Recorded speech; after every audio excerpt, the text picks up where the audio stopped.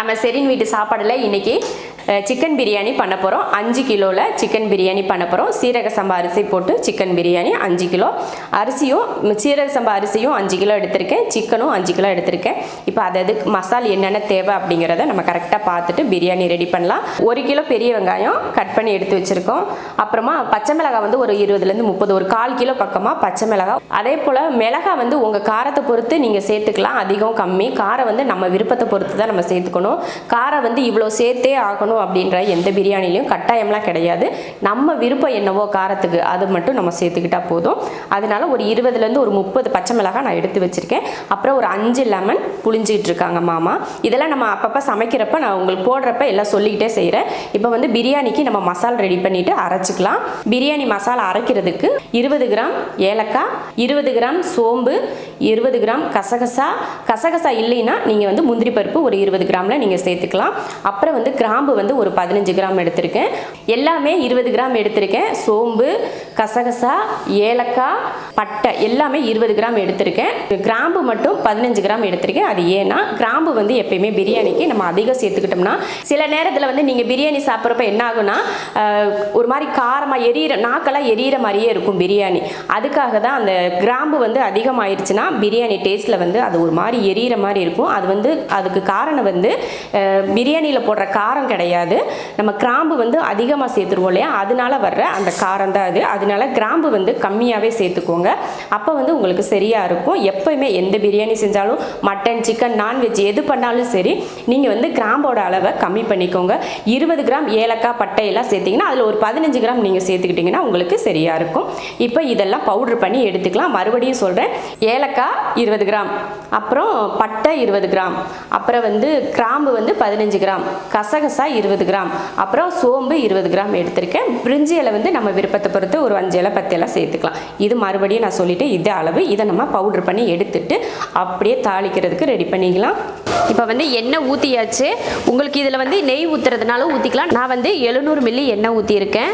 அது உங்களுக்கு இதில் பாதி நெய்யும் பாதி எண்ணெயும் நீங்கள் சேர்க்கறதுனா சேர்த்துக்கலாம். இப்போ இதில் தாளிக்கிறதுக்கு என்னென்னு பார்க்கலாம். இந்த மாதிரி ஒரு 20 துண்டு பட்டை எடுத்திருக்கேன், ஏலக்காயும் 20 எடுத்திருக்கேன், கிராம்பும் ஒரு 20 எடுத்திருக்கேன், அப்புறம் பிரிஞ்சில் கொஞ்சம் எடுத்திருக்கேன். இப்போ இதை தாளிக்கிறதுக்கு போட்டுக்கலாம். இதில் இப்போ பட்டை கிராம்பு பொரிஞ்சிருச்சு. இதில் பெரிய வெங்காயம் சேர்த்துக்கலாம். 1 கிலோ பெரிய வெங்காயம்,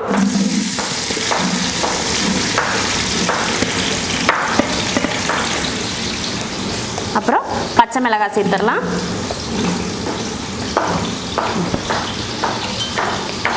நல்லா வதங்கட்டும். நான் எப்பவும் சொல்கிறதா பிரியாணிக்கு வந்து நல்லா வெங்காயம் வதங்கட்டும்.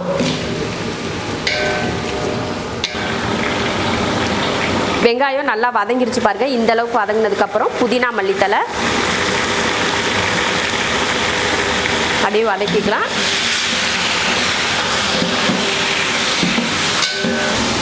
ரெண்டும் சேர்ந்து ஒரு கட்டு புதினா அரைக்கட்டு, மல்லித்தலை அரைக்கட்டு சேர்த்துருக்கோம். இப்போ நம்ம பிரியாணிக்கு மசாலா எடுத்தோம் இல்லையா, பட்டை, கிராம்பு, ஏலக்காய், சோம்பு, கசகசா, அதை பவுட்ரு பண்ணியாச்சு. அதை அப்படியே சேர்த்துடலாம். எல்லாத்தையுமே சேர்த்துக்கணும்.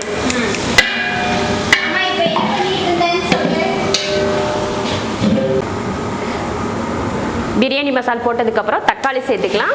1 கிலோ தக்காளி, 5 கிலோவுக்கு 1 கிலோ தக்காளி கரெக்டாக இருக்கும்.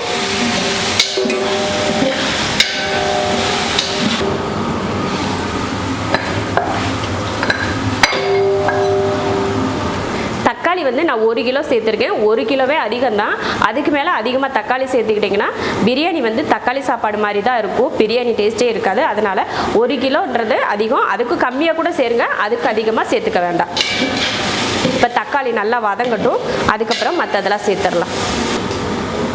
இப்போ மிளகாத்தூள் சேர்த்துக்கலாம். ஒரு 50 கிராம் அளவுக்கு மிளகாத்தூள் சேர்த்துக்கோங்க.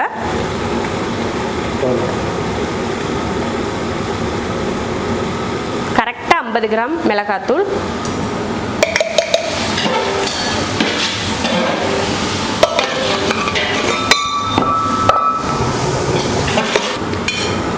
தக்காளி வதங்கினதுக்கப்புறம் இஞ்சி பூண்டு பேஸ்ட்டு சேர்த்துக்கலாம். இப்போ இஞ்சி பூண்டு பச்சை வாடை போகட்டும், அந்த அளவுக்கு வதக்கிக்கலாம்.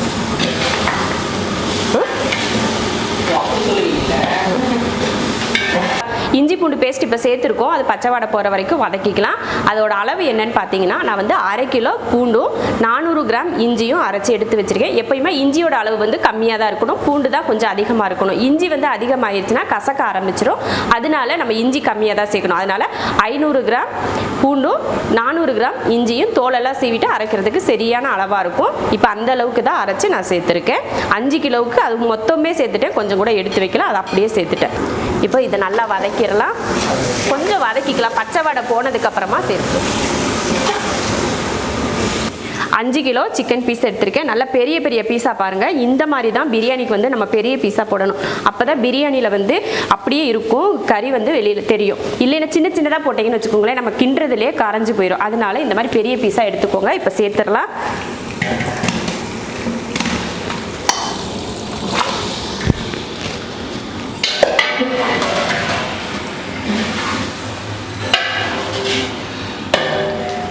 சிக்கன் சேர்த்துட்டு உப்பு சேர்த்துக்கலாம்.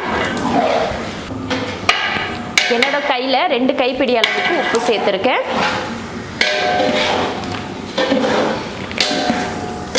1/2 லிட்டர் தயிர் சேர்த்துக்கலாம்.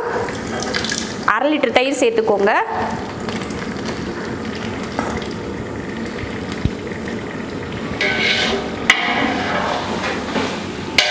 இப்போ இதை நல்லா கலந்துடலாம்.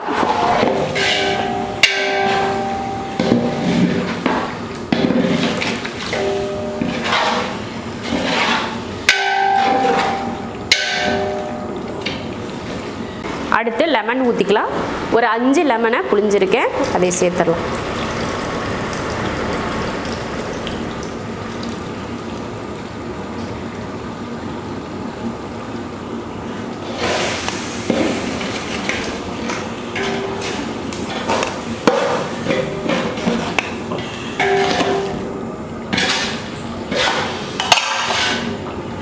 இதை நல்லா எல்லாமே போட்டு கலந்து விட்டாச்சு. இப்போ மசாலாலாம் போட்டு கலந்தாச்சு, அவ்வளோதான். இதில் மசாலா இனி போடுறது அவ்வளோதான். லாஸ்ட்டாக இறக்குறப்ப நமக்கு வேணும்னா நெய் ஊற்றி இறக்கிக்கலாம், அவ்வளோதான். கிட்டத்தட்ட எல்லாமே நம்ம பிரியாணிக்கு தகுந்த எல்லாமே சேர்த்தாச்சு. அடுத்து அரிசி தான் நம்ம சேர்க்கணும். அரிசி சேர்த்துட்டோம்னா அவ்வளோதான், இதோட பிரியாணி வேலையே முடிஞ்சுது. அப்புறம் பார்த்திங்கன்னா, இப்போ சிக்கன் போட்ட மசாலா போட்டு கலந்து விட்டுருக்கோம், அது உடனே நம்ம அரிசியெல்லாம் சேர்க்கக்கூடாது. அந்த சிக்கன் நல்லா வெந்து எண்ணெய் தெளிஞ்சு வரும், அதில் இருக்க தண்ணியெல்லாம் வற்றி எண்ணெய் தெளிஞ்சு வரும், அதுக்கப்புறமா தான் நம்ம அரிசி சேர்க்கணும். அதுக்கு முன்னாடி அந்த கறி வந்து பச்சையாக இருக்கிறப்பவே நம்ம அரிசி சேர்க்கக்கூடாது. நல்லா வெந்து வரட்டும், எண்ணெய் தெளிஞ்சு அப்புறமா சேர்த்துக்கலாம். இப்போ பார்த்தீங்கன்னா தெரியும், நல்லா சிக்கனில் இருக்க தண்ணியெல்லாம் வற்றி அதில் இருக்க எண்ணெய் மட்டும்தான் இப்போ பிரிஞ்சு வந்து வெந்துட்டுருக்கு. அடுப்பு வந்து ரொம்ப ஹை ஃப்ளேம்லாம் வைக்கல, ஒரு மீடியம் ஃப்ளேமில் வச்சு தான் செய்கிறோம். இப்போ இதில் அரிசி சேர்த்துடலாம். இது வந்து சீரக சம்பா அரிசி. நம்ம பிரியாணி ரெடி பண்ணுறதுக்கு முன்னாடியே நான் ஊற வச்சுட்டேன். 5 கிலோ அரிசி இப்போ ஊற வச்சதை இதில் சேர்க்கலாம்.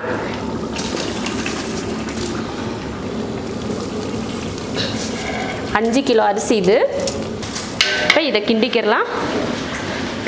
நல்லா அந்த அரிசி வந்து மசால் கூட நல்லா ஒன்றா கலந்து வரணும், அந்த மாதிரி கிண்டி எடுத்துக்கணும்.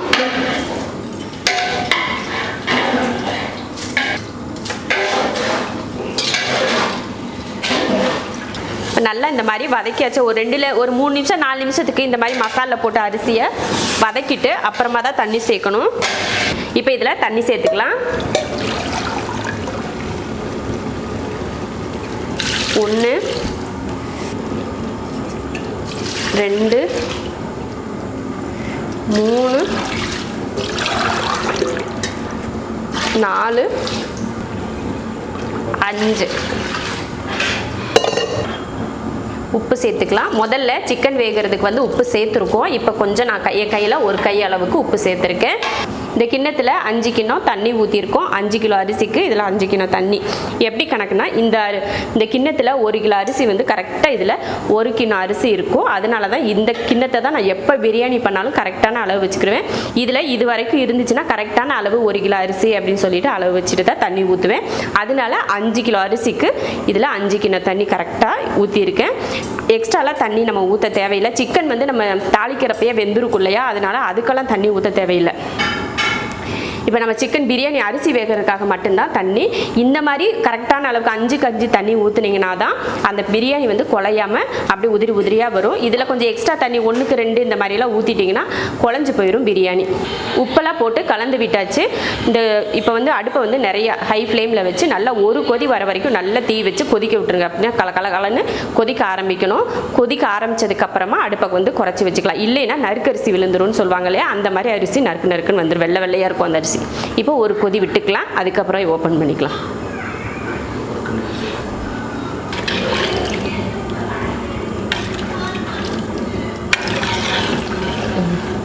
கொதிச்சதுக்கப்புறம் தான் உப்பெல்லாம் சரியாக இருக்கான்னு தெரியும்.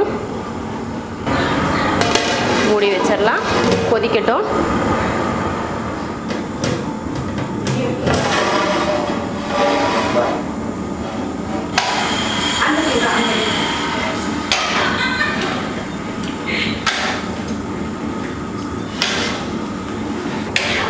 பாருங்கள், ஒரு கொதி விட்டு நல்லா ஹை ஃப்ளேமில் ஒரு கொதி விட்டதுமே பாருங்கள் அந்த அளவுக்கு தண்ணி வற்றி இருக்குது.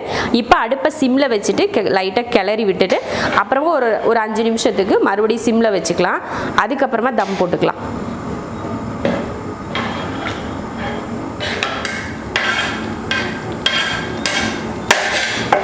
இப்போ 5 நிமிஷம் ஆனதுக்கப்புறம் மறுபடியும் ஒரு தடவை இப்படி கிளறி விட்டாச்சு. கிளறி விட்டுனதுக்கப்புறம் இப்போ மறுபடியும் அடுப்பை சிம்மில் வச்சிடலாம். சிம்மில் வச்சு தம் வச்சுக்கலாம். இப்போ இதை இறக்கிடுவோம். இறக்கிட்டு தம் வச்சுக்கலாம். இப்போ இறக்கிடலாம். இறக்கிட்டு தோசைக்கல் வச்சிடலாம். தோசைக்கல் வச்சுருக்கேன்.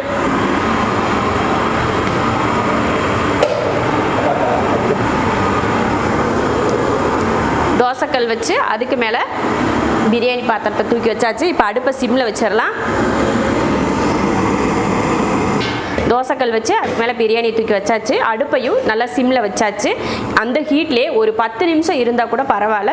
பிரியாணி அடியும் பிடிக்காது, அதே போல் குலையவும் செய்யாது. அதனால தம்மில் வந்து எவ்வளோ நேரம் வச்சுக்கிட்டாலும் ஒன்றும் பிரச்சனை இல்லை. ஹை ஃப்ளேமில் நம்ம வச்சா தான் பிரியாணி வந்து ரொம்ப அடி பிடிச்சிரும். அதே போல் தண்ணி அதிகமாக இருந்துச்சுன்னா தீயும் அதிகமாக வச்சுட்டோம்னா அப்படியே குழஞ்சி போயிடும். இந்த மாதிரி தம்மில் வச்சுக்கலாம். ஒரு 10 நிமிஷம் கூட இருக்கட்டும். பிரியாணிக்கு தம் வச்சோமா அந்த சைடில் எல்லாம் உள்ளே இருக்க ஆவி வெளியில் வர ஆரம்பிச்சிது. அதனால என்ன பண்ணணும், மேலே ஒரு வெயிட்டை தூக்கி வச்சுக்கலாம். இந்த மாதிரி தண்ணி இருக்கிற பாத்திரத்தை எடுத்து ஏதாவது வச்சுக்கோங்க. இல்லைன்னா கல் எதுனா கூட மேலே தூக்கி வச்சுக்கோங்க. அந்த ஆவி வந்து வெளியில் வராமல் இருக்கணும். அதுக்காக தான். இல்லைன்னா இதுக்கு மேலே ஒரு இலை போடலாம். நிறைய ப்ராசஸ் இருக்குது. இலை போட்டுக்கலாம். அப்புறம் ஏதாவது வேஸ்ட்டு துணி இருக்குங்களா, பழைய துணியை வச்சு அது மேலே மூடி அதுக்கு மேலே மூடி போட்டுக்கலாம். இந்த மாதிரி எது வேணாலும் நீங்கள் பண்ணிக்கலாம். இல்லைன்னா நம்ம அடுப்பில் செஞ்சால் தான் பிரியாணி எப்போயுமே ரொம்ப சூப்பர் டேஸ்ட்டாக இருக்கும். அடுப்பில் செய்கிற பிரியாணிக்கு மிஞ்சி எதுவுமே இல்லை. இங்கே நம்ம அடுப்பில் எல்லாம் செய்கிறதுக்கு நம்ம ஊர்களில் வசதி இல்லை. அதனால தான் நம்ம கேஸ் அடுப்பில் செய்கிறோம். கேஸ் அடுப்பில் செய்கிறது தான் அதிகமாக செய்வாங்க. அதனால தான் இப்படி சொல்கிறேன். இந்த மாதிரி வச்சு வெயிட் ஒன்று மேலே தூக்கி வச்சுக்கோங்க. அப்போ தான் அந்த ஆவி வந்து வெளியில் வராமல் இருக்கும். அதை மறந்துடாமல் பண்ணிடுங்க. 10 நிமிஷம் வெயிட் பண்ணிவிட்டு அதுக்கப்புறமா எடுக்கலாம். அதுக்குள்ளேயே நம்ம வெங்காய பச்சடியெல்லாம் ரெடி பண்ணி வச்சிடலாம். கண்டிப்பாக 5 கிலோ பிரியாணி என்னால் கிண்ட முடியாது. மாமா தான் எல்லாம் கிண்டிகிட்டு இருக்காங்க. ஒரு 10 நிமிஷம் ஆனதுக்கப்புறம் இப்போ தம்மை எடுத்துட்டாரு.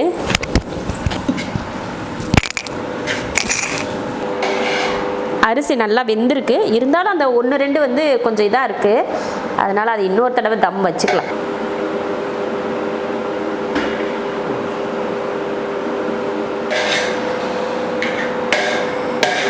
இப்படி அமுத்தி வச்சிட்டிங்கன்னா தான் அந்த ஆவி வந்து வெளியில் வராது. அந்த உள்ளேயே அந்த அரிசி ஒன்றோட ஒன்றா நல்லா வேகிறதுக்கு நல்லாயிருக்கும். அதனால் லைட்டாக அமுத்தி விடுங்க. இங்கே சைடில் ஒருத்தி பிரியாணி கேட்டு வாங்கி காலி பண்ணிடுவா போல் இருக்குது. 2வது தடவை வாங்கிட்டு போயிடுச்சு பிரியாணி. அவ்வளோதான். இப்போ மறுபடியும் ஒரு 5 நிமிஷம் மட்டும் போதும். மூடி வச்சிடலாம்.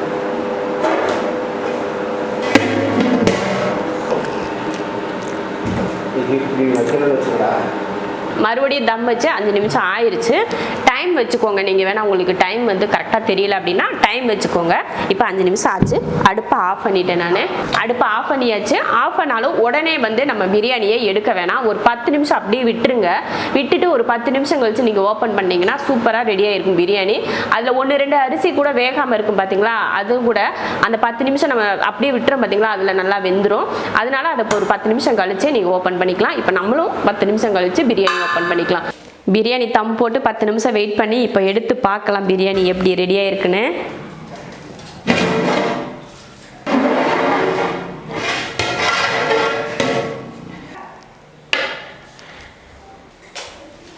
பாருங்கள் இவ்வளோ சூப்பராக பிரியாணி வந்து குலையாமல் எடுக்க குலையாமல் வரும். சூப்பராக ரெடி ஆயிடுச்சு பாருங்கள். பிரியாணி வந்து இப்படி இருக்குது. நம்ம வந்து அதை கிளறியெல்லாம் விட வேணாம். நம்ம பரிமாறுறதுக்கு எடுப்போம் இல்லையா, அப்போ இதுலேருந்து இந்த பக்கம் இருந்து இப்படியே நம்ம எடுக்க ஆரம்பிச்சிட்டோன்னா இந்த பிரியாணி அப்படியே இருக்கும். நம்ம ஹோட்டல்ல எல்லாம் நீங்கள் பார்த்துருப்பீங்க, ஒரு பக்கமாக இருந்து தான் பிரியாணி எடுப்பாங்க. ஏன்னா அந்த சூடு வந்து அப்படியே இருக்கும். நம்ம அந்த மாதிரி ஒவ்வொரு பக்கமாக எடுத்தோம்னா அந்த சூடு அப்படியே இருக்கும். அதனால இது அப்படியே இருக்கட்டும். நம்ம பிரியாணி பரிமாறுறதுக்கு இதுலேருந்து இந்த பக்கம் எடுத்துக்கிட்டால் போதும்.